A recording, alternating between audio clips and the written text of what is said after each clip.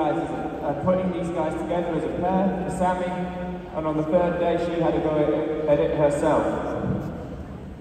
So this could go really, really well. If it does, then we'll get them out of the round pen and we'll go into the big arena. And no doubt you guys will get to see me do some running to keep it all together. And if it doesn't, we'll stay in the round pen. So, what do we need to make a limited pair or a limited team? Oh, first off, we need good, strong liberty. Good, strong liberty from both horses. Each horse needs to be able to know how to follow without any hesitation. We need to be able to get them to stop and slow down. We need our liberty lunge circles, close range and at a distance. And we need all those tiny things that I was speaking about yesterday. Those little signals to manipulate and maneuver the hindquarters, the shoulders, all those little pieces. So you'll see that I'm starting in the round pen. Now the reason I like to start in the round pen is because it means that we can use that closer distance to create positive habit loops.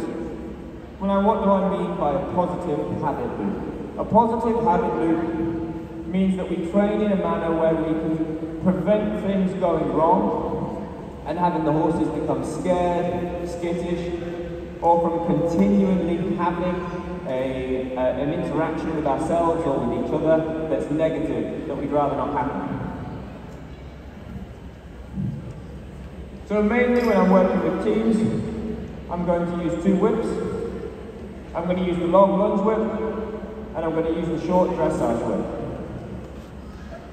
The reason for that is because we need to be able to work both at close range and at a distance. I need to be able to use the long whip to reach over and behind the horses to touch the horse on the opposite side to where I am. And I need to be able to use the short whip to interact with the horses to make those minor adjustments. Just taking my gloves off. I don't need them now, but I just wanted to have them on just in case Penny was a bit excited seeing a crowd for the first time when I had her on a rope. No one likes rope there.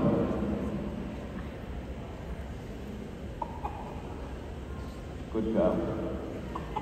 Now you'll notice I've got both these horses in their halters. The reason I like to keep them in their halters at first is so that if I need to, I can help them with small interactions. I can reach forward, get my fingertips in the halter, just to give it a little bit, because one of the hardest things is when we're working with two horses, it's about making sure that we're not sacrificing the education of one horse when we're trying when we're giving a correction to the other. So for example, if I'm going to give a signal to Penny to help her get to the correct place, I want to sometimes be able to just put some fingers on Cricket's halter, just to make sure that she's not going to get confused with the signals I give to her, I give to Penny and the Cricket. So I'm going to start just by asking Penny, I'm going to park Cricket in the middle. I'm going to ask Penny to go around the arena. And then I'm going to draw her in on the offside of Cricket.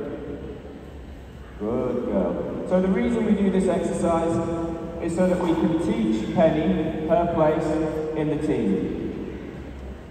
So when I work teams of liberty horses, I always make sure that my horses stay on the same side or in the same order constantly.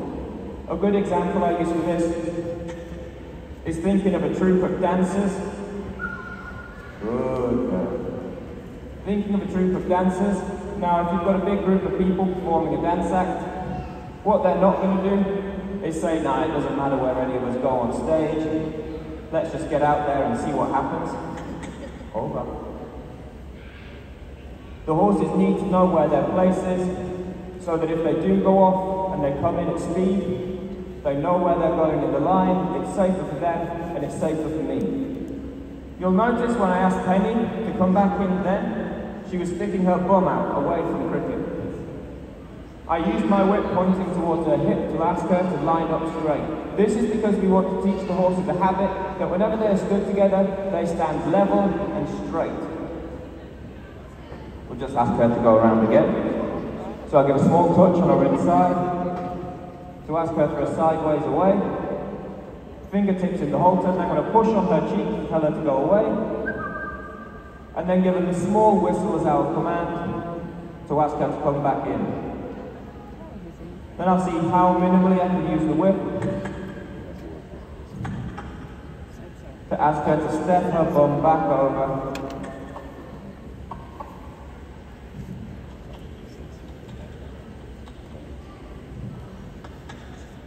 Good. So that we're standing level.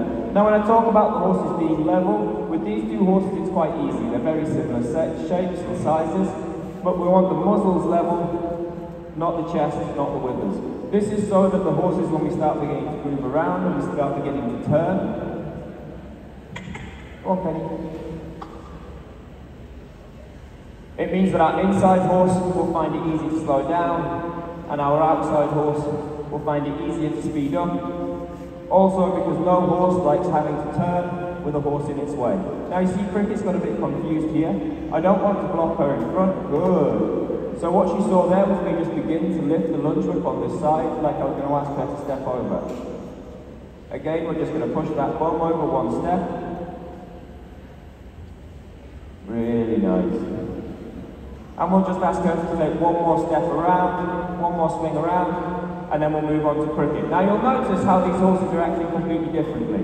Yesterday during my demo we talked about observation and how we observe the horse to see how the horse is feeling in the environment. So when we look at our young horse, when we look at Penny, her ears are all over, her eyes are popping out of her face, her nostrils are flared and she's breathing heavy because she's not used to this environment in any way at all. And you may ask, why is she working so well then? Well, these two mares, they live together. And Cricket is the lead mare. So what we have here is a beautiful, real-life, in-training example of a lead mare giving confidence to her herd. Yes, today it's a herd of one, but you see how wonderfully it works. Now, what you've seen already is me doing send away and recall with Penny away and back to her place, and how beautifully it works and how easy it is. But that's because Cricket's the lead mare and Penny's the baby. So you'll see how things become more difficult when we switch it up and we start asking Cricket to move around. Now when I'm doing this, sometimes I need to put my whips down, so I'm actually going to use my horses as a bit of a whip stand so I can keep my whips off the floor. We want to be so careful with our whips when we're giving these commands. When I'm asking Cricket to move off, I have to really make sure that I don't accidentally touch her with the whip and confuse her. So we're asking Cricket to move, I don't want to tell Penny to move by accident. Also, I need to try not to click, because clicks speak to all the horses. Now you'll see how Cricket stopped a little bit further behind, and I want her to come forward and I don't want to block her.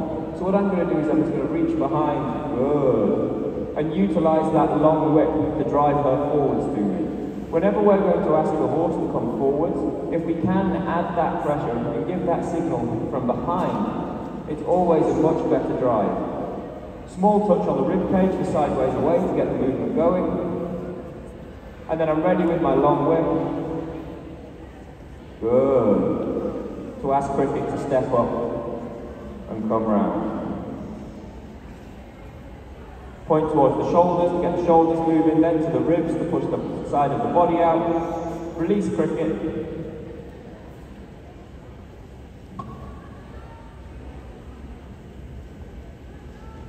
And draw her back into her place. Again, she stood slightly further behind. There we go, lovely, lovely. Okay, go again.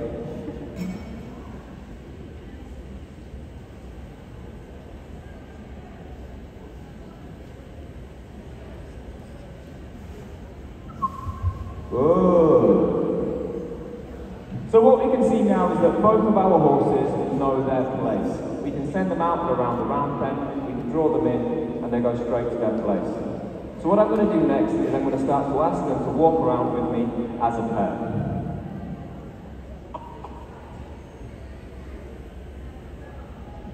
So I want to be in the front of these horses. I don't want to be behind them. I don't want to be at the side of them, not at first. Because by being in front of them, I can actually use my body to help guide them. What do I mean by that? Well, Penny wants to go fast. Penny's quite a speedy little mare.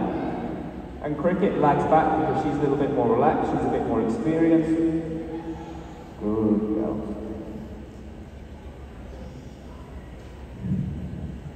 Cricket also has done a lot of liberty. She's quite set in her ways, which is not a bad thing, that's just training. We've trained her that when we walk with her, generally we're on her near side,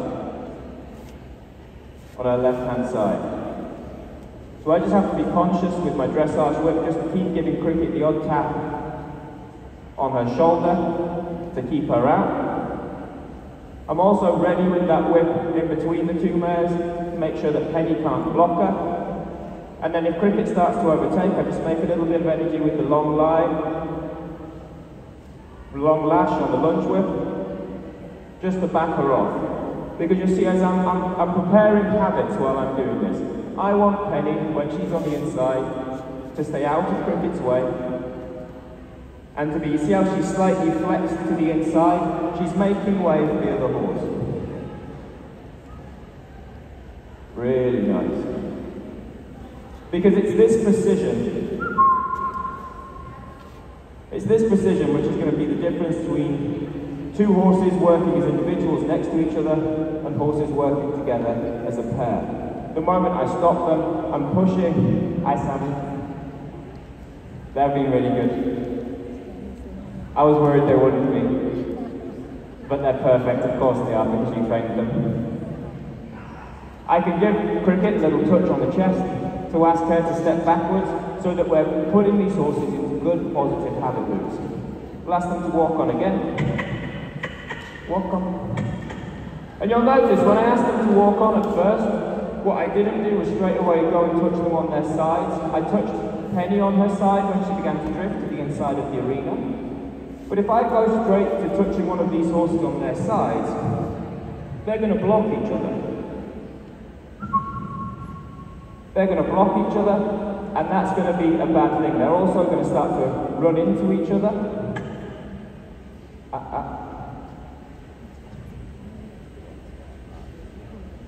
And then just touch on the halter to help Cricket to avoid a bad habit loop for the youngster Penny. Because if we touch them on the sides all the time to ask them to move sideways, then when we start touching them on the sides to ask them to speed up, they're going to bounce into each other. If we touch our inside horse, it's going to crush our outside horse against the outside of the fence on the round pen. If I do it to my outside horse, it's going to make them drift and travel from being on one shoulder each to me just having Cricket on my inside. So now I'll turn to face them as I begin to make my turn to the centre. I can use my hand to block Penny. And I'm going to halt them in the middle before I carry on. So when I first start working a pair, when I'm changing direction, I want to bring the horses into the middle, stop them, getting them to think about this idea of slowing down or stopping when they reach the centre of the arena, so that they don't think simply about running forwards and powering through. Because there's styles of liberty that are perfect for teams and there's styles of liberty that are perfect for individual horses. Now when we work individual horses, we all know that we can have a horse lunging around us, and then we can really quickly have that horse jump and turn from one side to another. But when we begin working a pair, that style can actually become exceptionally counterproductive, because horses that move like that aren't thinking about one another, they're only thinking about themselves. And when we're working teams, we need the horses to really think about each other, not just themselves. Walk up. Good girl. So now I need to block Cricket on the inside, so she can allow Penny to speed up. If I need to speed Penny up, I can always reach over the top. Good. Over the top of Cricket.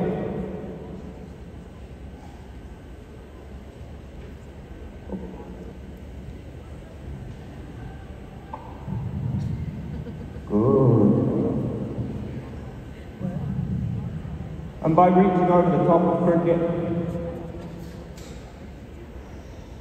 I'm not blocking Penny from moving forward or pushing her into Cricket when I ask her to speed up.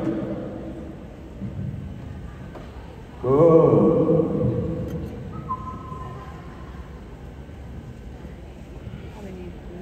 Good girls. Oh. Nice.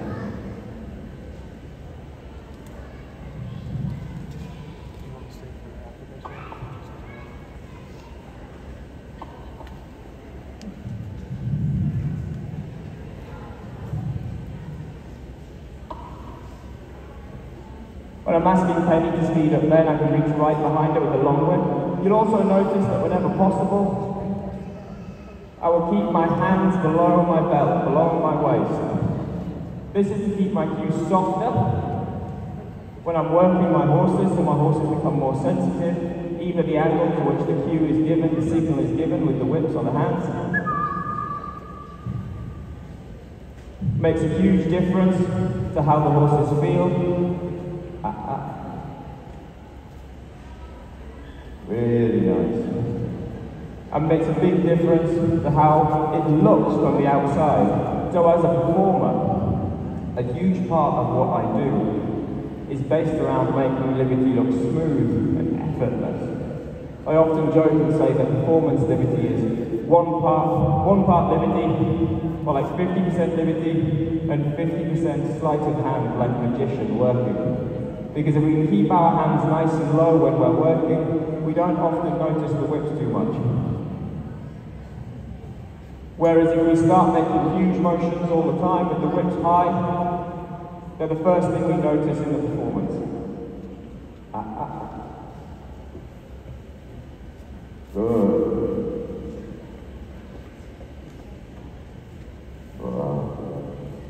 Good. Now you see how the horses sort of react to the signals that I give? And sometimes it's a bit like they go a little bit too much and they'll knock into each other. That's completely normal when we're first starting a pair at Liberty. Because the horses are still learning how to work together.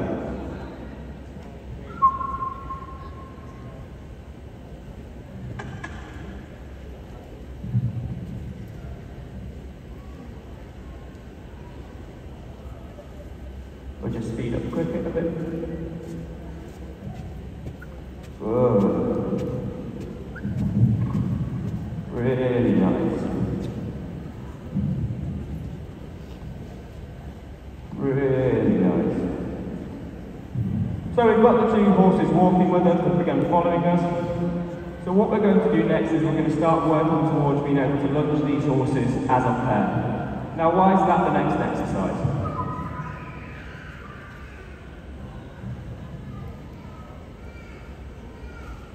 You see how I'm constantly being so precise, making sure that these horses stop in the formation I want them to. Stop level, stop straight together. You have to be precise, you have to constantly keep on top of this style of work. Why would lunging them from the side be the next thing we would try? Well, because at the moment, when I'm working with these two horses, I'm standing directly in front of them. And so both of them have both eyes on me all of the time. It makes it very easy for the horses to gain their confidence from me, and it makes it very easy for the horses to stick with me and follow my shoulders. It's not dissimilar to normal Liberty that we do with horses every single day. But I'm going to start by standing on Cricket's left side, on her near side, and asking them to lunge around for me. Now, that makes this exercise very easy for Cricket, but it's going to be much, much harder for Penny. Because Penny will then not be able to see me at all. And so what this is going to teach Penny is that she needs to find Cricket and stay alongside Cricket no matter what is happening. Doesn't matter if she can see me or if she can't. She just needs to trust that that is her place and that is where she belongs. So thinking back to the demo we did yesterday when we were talking about how we would start a horse at Liberty, on making small steps and bridging the gaps between one type of knowledge and the next. Before I ask them to lunge, I'm simply going to ask them to walk around the arena with me standing on this side of Cricket. Walk up.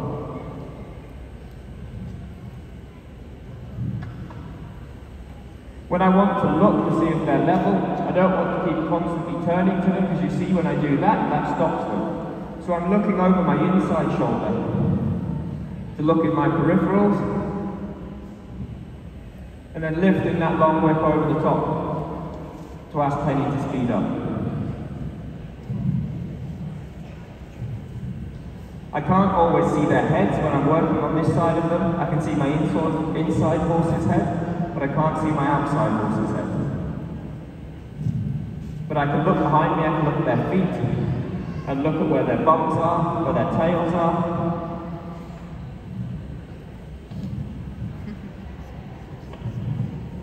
Good. Really nice.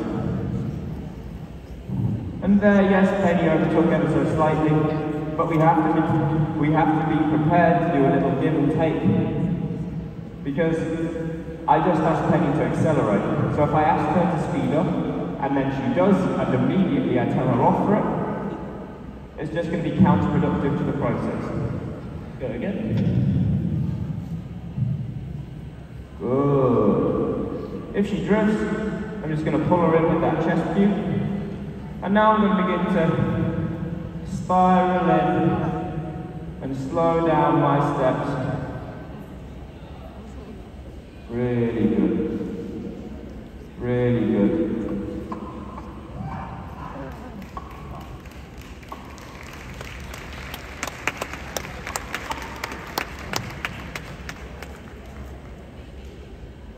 Again, you see how my right hand, the hand closest to the horses, I've got my whip pointing towards Cricket's hop. That means that I can touch her on the hop to keep the circle, to keep the bend, and to reach behind her to speed her up if I need to. You'll see my left hand, I've got the long whip with an underhand grip pointing slightly behind me, but it's there ready if Penny starts to drift, to push towards her shoulder, to ask her to come back in. They're reaching with the dressage whip in the closest hand over Cricket's back to speed Penny up.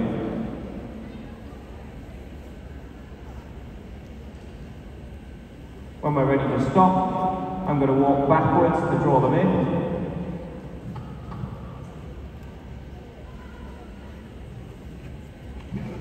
And then I'm just pushing Cricket's shoulders over and asking her for a spot of shoulders away, because she was just knocking into Penny with her shoulders ever so slightly, and I want to tell her that that's not really allowed, and I want to show Cricket that if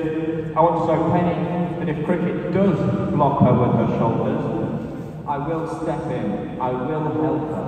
So a huge part of working limited teams is showing the horses under your care, because whenever you are working a horse, the horse is under your care, it's under your protection. It's showing them that you will take care of them, that you are there to defend them. Because if you aren't, they will lose trust in you. So what we'll try and do now is the same thing on the opposite rein.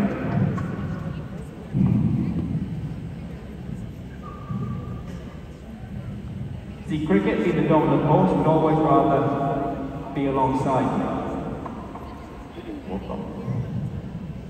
So all we can see there, because we've already trained our horses, because we've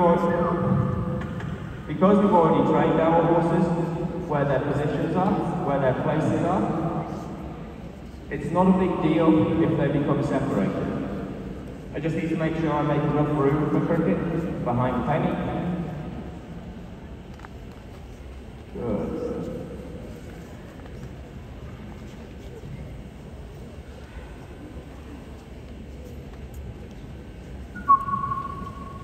That's okay. And if she loses her space, we just go back to using those commands that we started at the start.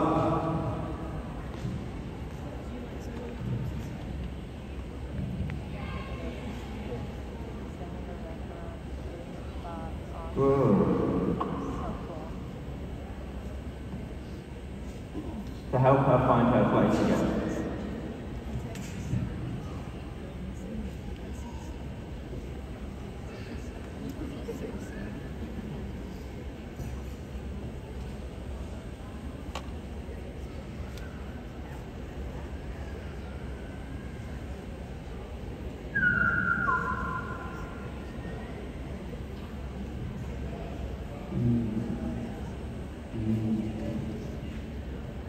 So what I was doing there was just giving Cricket a tap on her shoulder to tell her that she can't push Penny around because she's so used to being the dominant mare, the lead horse in this situation.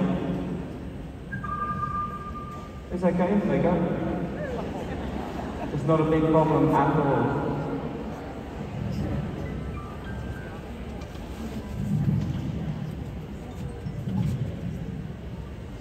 I'm astonished this hasn't happened yet already, in complete honesty. We were doing so well.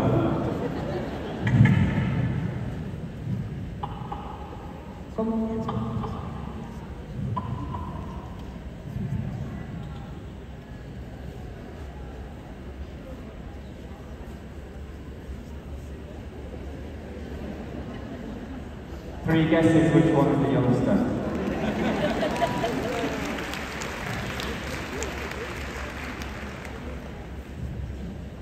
So to try and break that habit loop, what I'm going to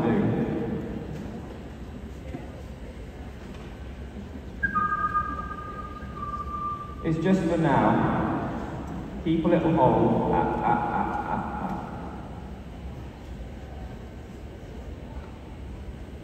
on Penny's halter, so that I can interact with Cricket.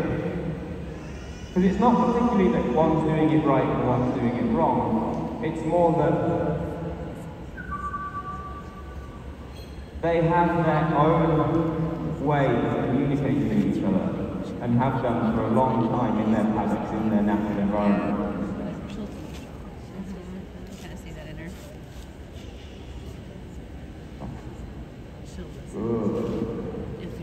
And what we're trying to do now is teach them a new way of working with one another.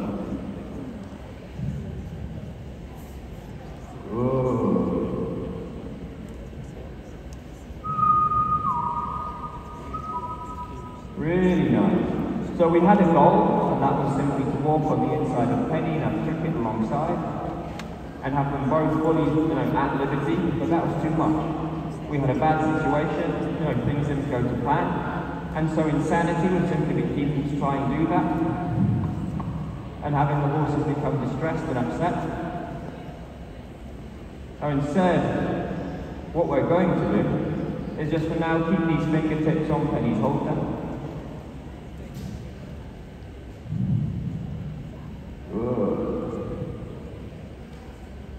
Just while these horses get used to this new position. It allows me a greater level of control over our young horse. And you'll see how I'm really trying not to upset my young horse when I'm talking to my old horse with the whips.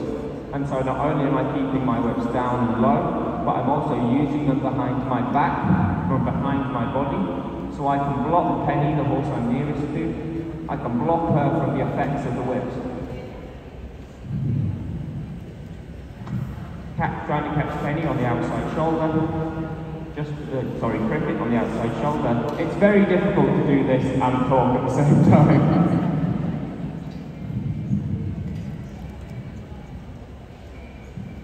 There we go, that's better. Now you might ask, Ben, if holding on to Penny's halter makes it so much easier, why not just have the horses on ropes? Well, I've got all on, and I do this every day of my life, working teams. I've got all on controlling the whips, and my hands, without having ropes in my hands as well. Also, any moment that I decide that I want to try and go at liberty again, I can let go, and immediately be back to working these horses at liberty.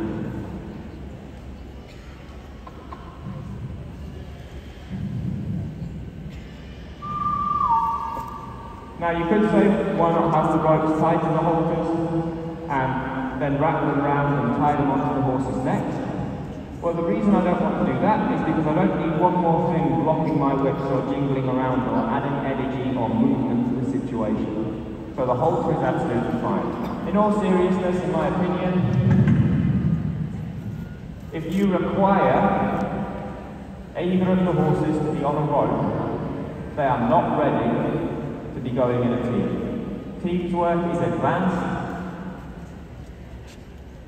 not only for people, but it requires advanced horses.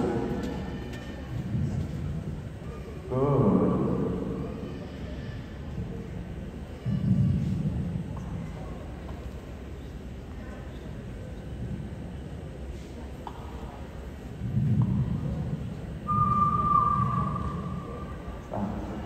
Good girls. Isn't it fascinating how different the dynamic is on this side? Now that we don't have our lead mare as the anchor in the centre of the circle.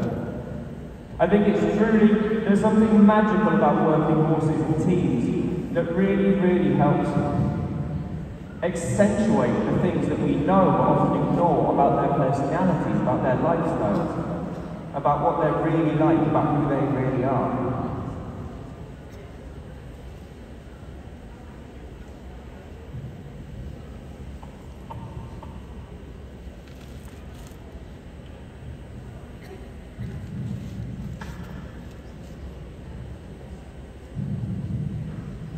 Girls can beat us up with each other, you know what I mean?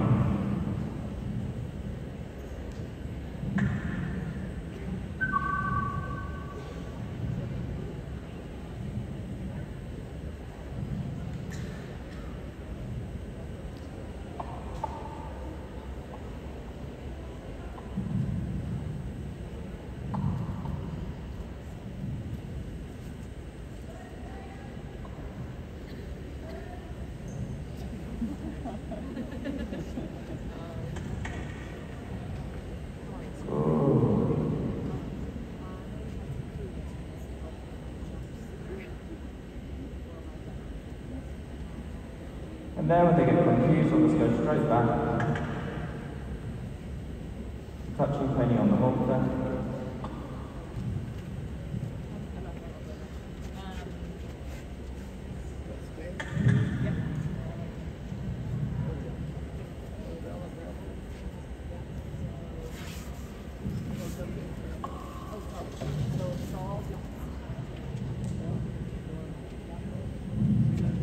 If we lose cricket, that's fine. We just get her moving again.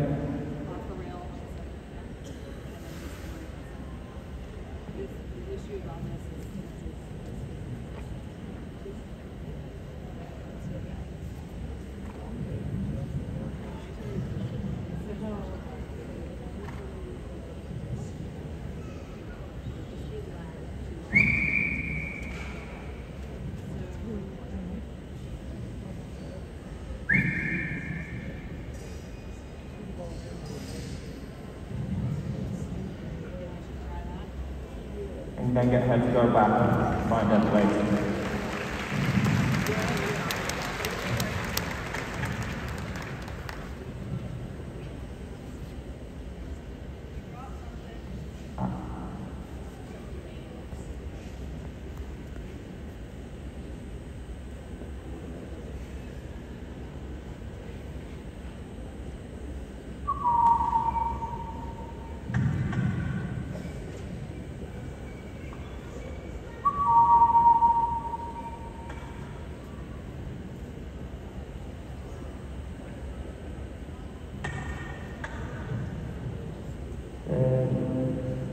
Cricket? Okay.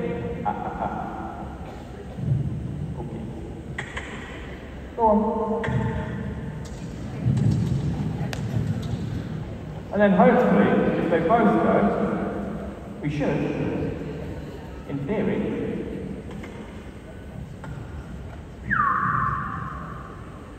get them back in their correct position.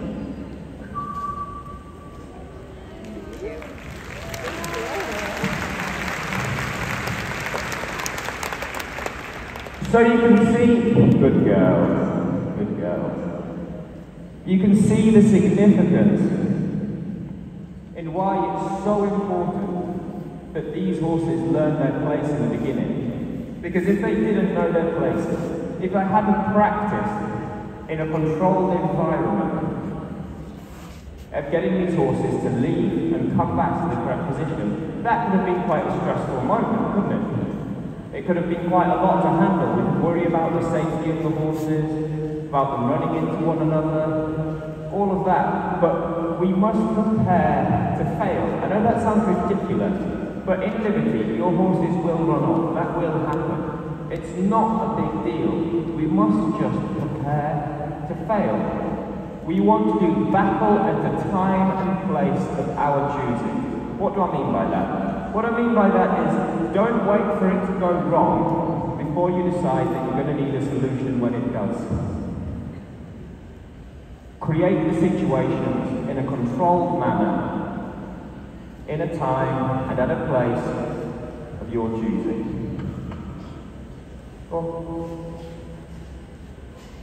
Yes! You see there, she had the option to leave. She even thought that she might.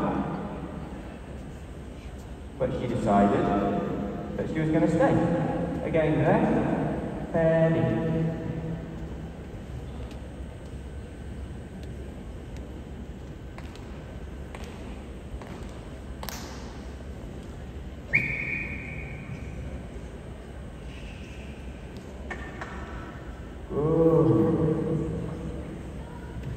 So for me, Teams Liberty relies so much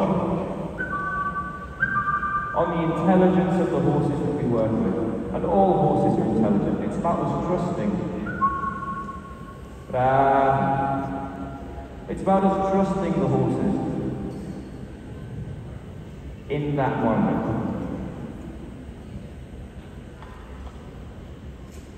Good. Cricket. Good.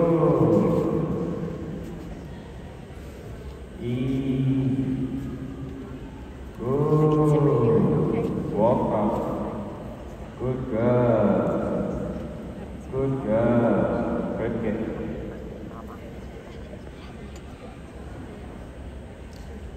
So what I'm going to do is I'm going to see if we can just sort of keep Penny moving ever so slightly in the middle.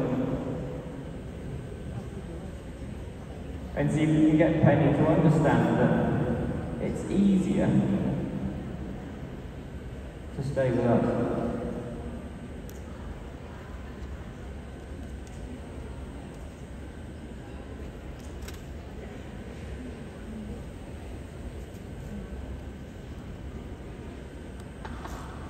Yes.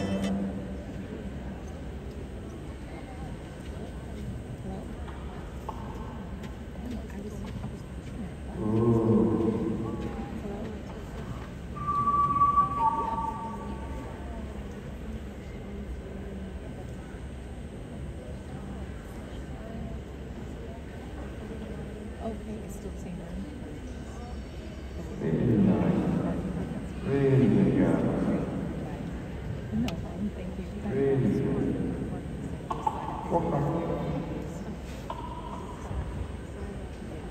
So I just want to change what I'm doing with them up for a bit, because we started an exercise day. Yes, Penny is struggling ever slightly more than Cricket and Penny are better when I'm on their left side than their right side. It's unfair to say one is particularly struggling more than the other.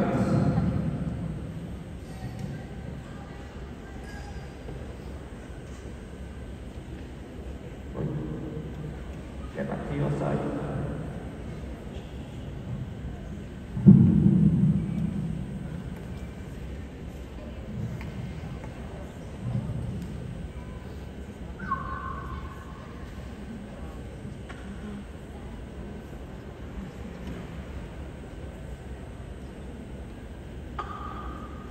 Good, nice.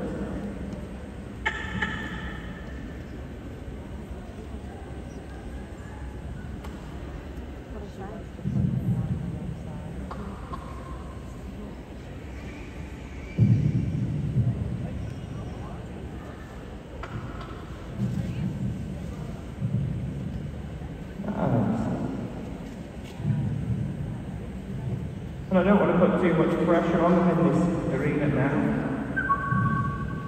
Oh.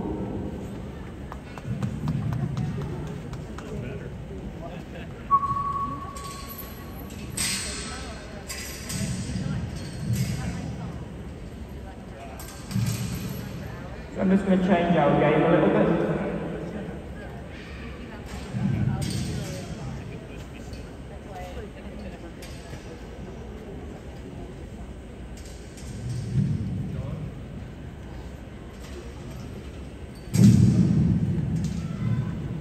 I've not worked either of these horses outside of a round now.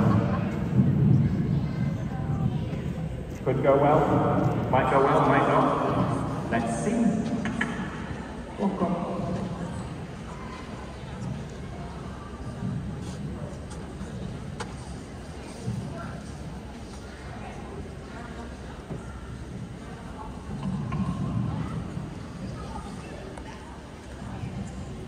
Oh, it's scary out there, isn't it? Good. So it's so good for them to get out of the round then and get going. Do you notice the difference? This is something else I want to show you. Have you noticed how yes, there's more to look at, but in many ways they've suddenly become more confident. They're not crowding each other as much. So it's actually easier to teach teams.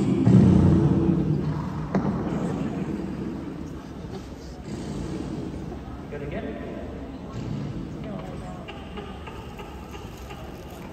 It's easier to teach teams to work at liberty in bigger spaces. Once we've got through,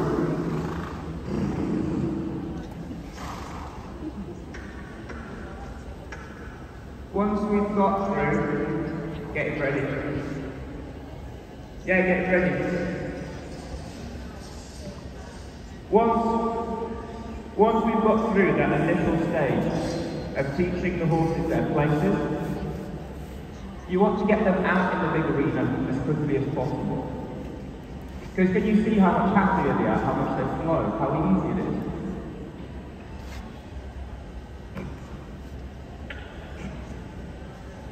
Horses prefer bigger spaces. They love freedom. We can also work in straight lines. Round pens are brilliant for beginnings, for the beginning of things. Penny.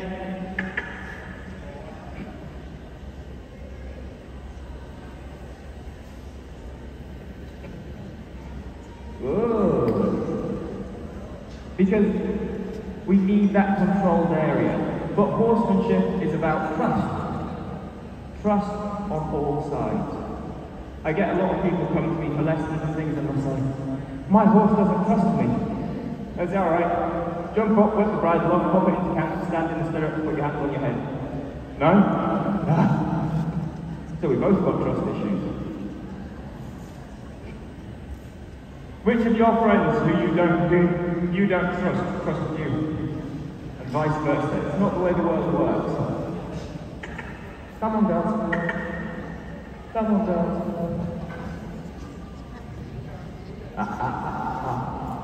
We're doing so well. Don't run me over.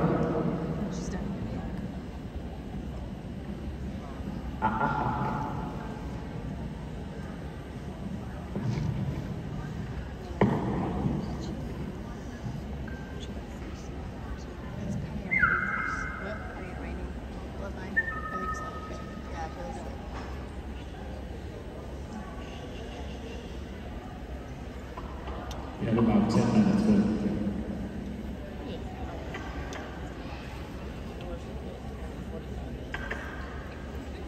Penny.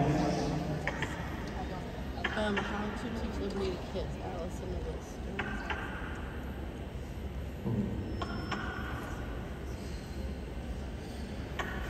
Penny.